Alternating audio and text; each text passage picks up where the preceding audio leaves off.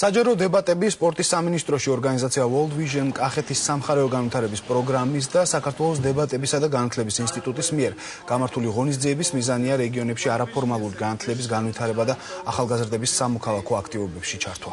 სამინისტრო უკვე მეორე წელიწადია მხარს უჭერს აღნიშნულ პროექტს.